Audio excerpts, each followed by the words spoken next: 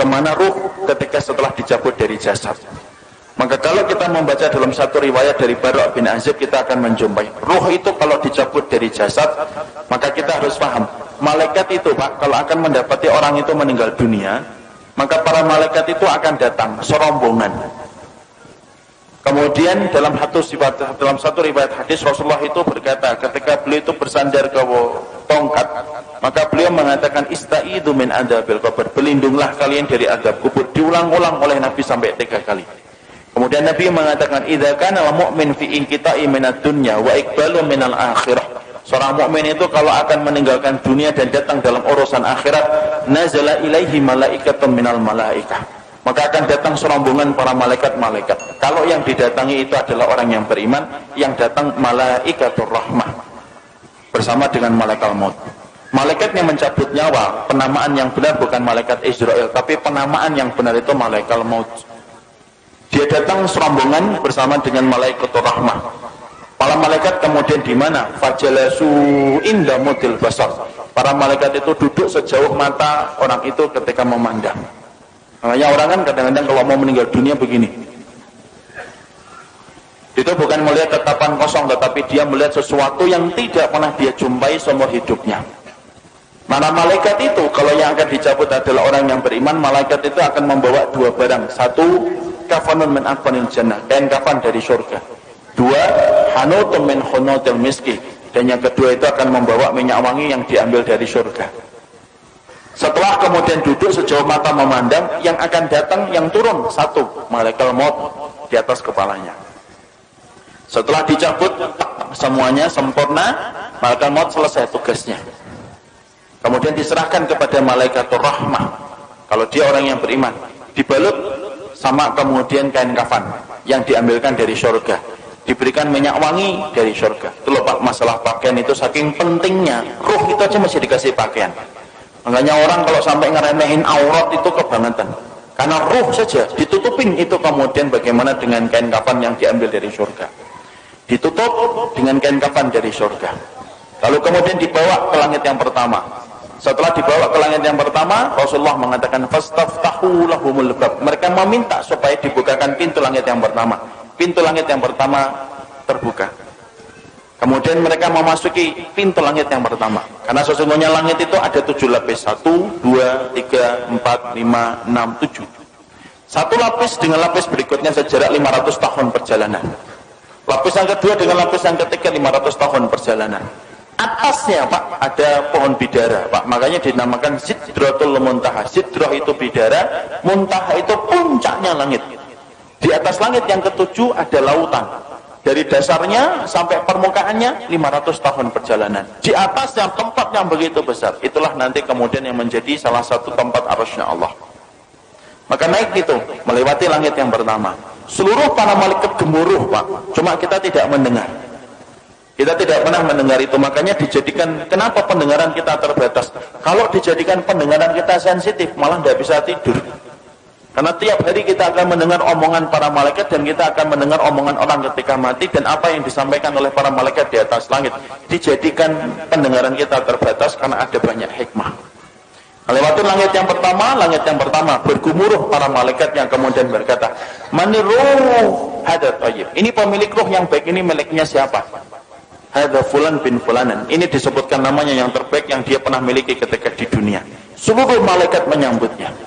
Naik ke langit yang kedua, minta dibukakan pintu langit yang kedua, dibukakan. Terus sampai akhirnya menembus langit yang ketujuh.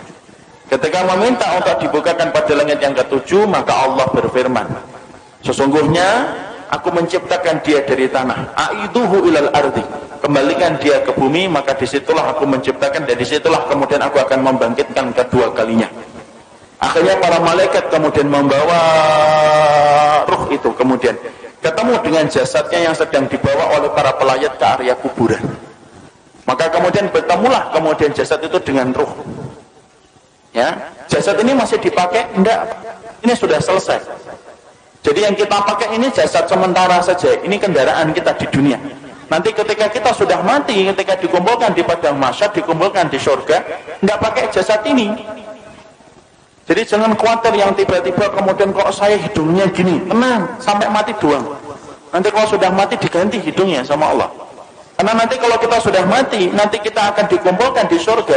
Fisik kita itu sudah beda dengan fisik di dunia. Makanya fisik kita nanti kalau masuk surga sebagaimana fisiknya Nabi Adam. Tingginya 60 hasta, sekitar 30-40 meter.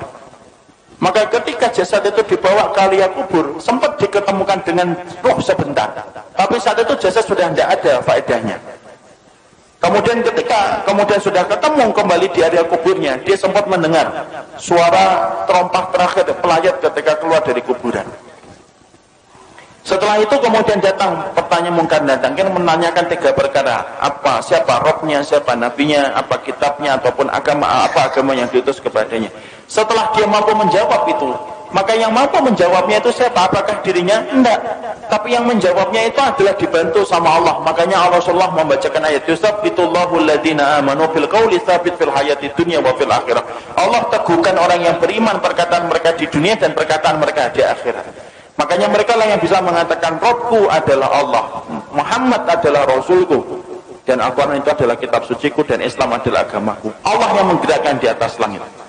Setelah dia mampu menjawab pertanyaan yang pertama, maka Allah berfirman di atas arasnya, Sadaqa abdi, hambaku ini jujur, benar dalam imannya sampai dia menjawab pertanyaan itu. Waftahu lahu baban ilal jannah, maka bukakan pintu antara kuburnya dengan surga. Malaikat membukakan pintu, tidak ada batasan antara kehidupannya di kuburan dengan surga. Dia melihat surga itu, tapi bedanya cuma satu, dia belum bisa masuk ke surga itu. Kemudian Allah bukakan pintu surga itu. Kemudian datang kepadanya seseorang, kemudian dia bertanya, siapa anta? Mana anta? Kemudian dia menjawab, orang yang begitu rupawan itu berkata, ana amaluka sholih, saya adalah amalmu yang sholih. Ini sholatmu, ini puasamu, ini sedekahmu, ini ridhomu, ini takdirmu. Maka ini adalah keikhlasanmu, ini infakmu. Maka saya akan menemani kamu sampai nanti hari kiamat. Saking senangnya, ruh itu kemudian berteriak, teriakannya apa? Ya Rabb, aqimis sa'ah hatta arji ila ahli. Ya Rabbku, tegakkanlah hari kiamat supaya aku ketemu cepat dengan keluargaku. Masya Allah. Jadi memori tentang keluarga itu tidak pernah hilang. Sampai orang ketika di kuburan pertama kali, tidak ada yang dia lupakan kecuali adalah masalah dia bersama keluarga. Nah, disitulah kita paham. Kemudian pertanyaan kita, roh itu ditempatkan di mana, Ustaz? Roh itu ditempatkan oleh Allah berdasarkan perkataan yang disampaikan oleh Imam Ibnu Qayyim itu macam-macam. Ada ruh yang ditempatkan di dalam kubur mendapatkan kenikmatan. Ada ruh yang ditempatkan yaitu di tempat-tempat yang berbeda. Ada ruh antara langit dan bumi. Ruhnya siapa? Orang yang punya hutang ketika dia tidak membayarkan hutang itu sampai dia meninggal dunia. Ada ruh yang kemudian ditempatkan di tanur. Tanur itu tempat kayak periuk, masuknya kecil, keluarnya besar. Dalamnya itu ke bawahnya besar. Untuk siapa tanur itu? Tempat bagi ruh mereka yang dulunya ketika di dunia berzina dan tidak bertobat sampai mati, dibakar oleh Allah selamanya sampai nanti hari kiamat itu datang. Dan mereka berusaha keluar tetapi tidak bisa keluar. Imam Ibnu Qayyim menjelaskan itu tempat bagi para pezina yang tidak bertobat sampai dia mati. Ada kemudian ruh yang ditempatkan di sungai darah. Setiap waktu kemudian dia melipir ke pinggir, kemudian dilempari batu, kemudian dia melipir lagi, dilempari batu. Siapa itu? Pemakan riba yang tidak meninggalkan ribanya. Disitulah kita mendapati ruh itu akan ditempatkan oleh Allah berdasarkan amal-amal yang mereka lakukan. Ada enggak ruh bergantayangan? Enggak ada bergantayangan. Kayak kurang kerjaan aja bergantayangan. Karena sesungguhnya ruh itu miliknya Allah dan Allah yang menggenggamnya. Dan ini ada rumah habis mati bunuh diri, malamnya kelihatan orangnya nangis-nangis, Ustaz, itu setan. Ruh itu tidak mungkin balik, Pak. Kenapa ruh tidak mungkin balik? Karena ruh itu tempatnya di alam barzah. Dan barzah itu kenapa disebut dengan barzah? Tembok tebal yang tidak bisa ditembus itu namanya barzah. Nah, kalau ruh itu masih bisa seliburan dalam kehidupan dunia, penamaan barzah itu batal demi hukum. Karena kemudian masih bisa ditembus, makanya tidak bisa balik.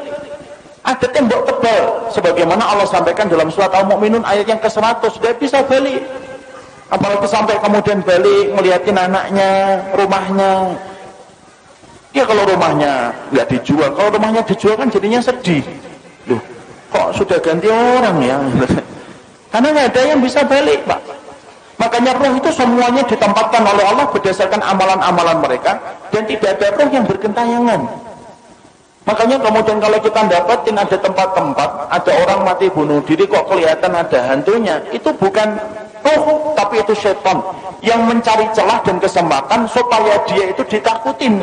Kenapa setan itu senang untuk menakuti manusia? Karena setan tahu syirik itu mulainya pertama kali ketika takut. Orang kalau sudah takut maka cenderung gampang untuk melakukan syirik. Kalau sudah syirik, nyebar kemenyan. Kalau sudah syirik, dia akan kemudian korban di situ, di tempat yang dia takutin.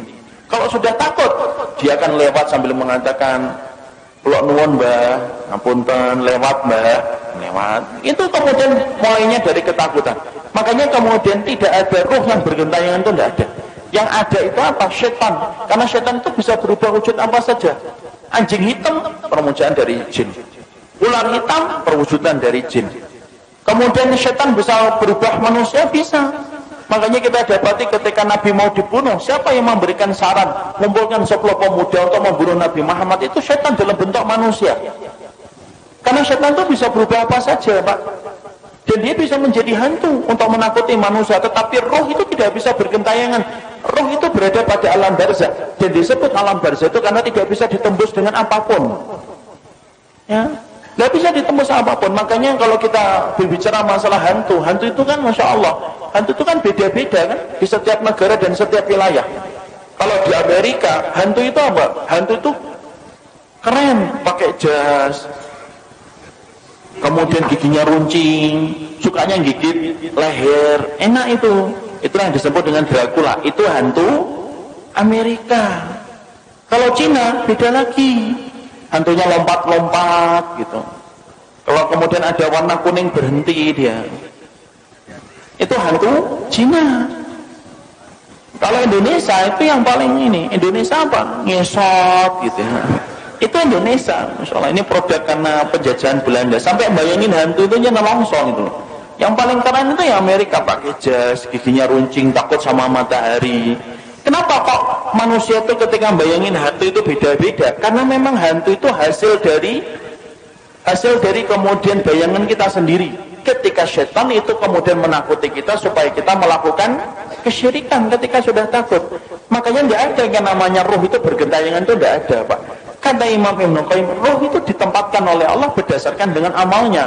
Ada roh yang ditempatkan di dalam tembolok burung hijau. Rohnya siapa? Orang yang mati syahid. Ditaruh dalam tembolok burung hijau, kemudian rumahnya di bawah arsy. Arsy-nya Allah, mereka tinggal bergantung itu. Kemudian mereka masuk surga di waktu pagi, kemudian pulangnya di waktu sore. Tidurnya di bawah arsy-nya Allah. Ada orang salih ditempatkan di dalam tembolok burung tapi bukan hijau. Dia masuk surga tetapi kemudian dia tidak bisa menikmati sebagaimana para syuhada. Ada roh yang ditempatkan ila rafiqil a'la. Makanya Nabi ditanya, "Ya Rasulullah," oleh Aisyah, "Ya Rasulullah, apakah engkau akan meninggalkan kami?" Kemudian Nabi menjawab, "Ila rafiqil a'la," menuju kepada tempat kumpulan teman-temanku yang salih. Itu menunjukkan apa? Roh itu ada tempatnya sendiri. Makanya kalau kita bertanya, apakah roh itu bisa ketemu dengan roh-roh orang lain? Imam Ibn Katsir menjawab, iya, roh itu bisa bertemu, Pak, selama mereka sama-sama mendapatkan kenikmatan. Tapi bertemunya mereka tidak ada kaitannya dengan kehidupan di dunia. Makanya kemudian Imam Ibn Katsir itu mengatakan, innal arwah muqassamatun ila qismain. Roh itu terbagi menjadi dua. Ada roh yang mendapatkan kenikmatan, ada roh yang mendapatkan azab. Roh yang mendapatkan kenikmatan, mereka kumpul. Sebagaimana Nabi mengatakan, ila rafiqil a'la. Beliau ingin ketemu dengan rohnya Nabi Musa, rohnya Nabi Ibrahim, rohnya Nabi Nuh, rohnya Nabi Adam. Itu yang dipilih oleh Nabi ketika beliau sebelum meninggalnya dan wafatnya. Beliau mengatakan apa? Ila rafiqil a'la. Makanya Nabi detik-detik ketika sebelum meninggal, beliau melihat ke langit, kemudian beliau mengatakan ila rafiqil a'la, tangan beliau jatuh, kemudian kepala beliau bergeser. Akhirnya beliau meninggal dunia. Berarti roh itu kumpul nggak dengan roh yang lainnya? Roh itu kumpul dengan yang lainnya selama mereka sama-sama beriman. Kecuali roh yang mendapatkan adab. Innal arwah mu'adzabah la tatakian. Sesungguhnya kalau roh yang mendapatkan adab, mereka tidak ketemu. Tapi roh yang kemudian mendapatkan kenikmatan, mereka saling ketemu. Mereka saling ketemu. Dan mereka saling bertanya.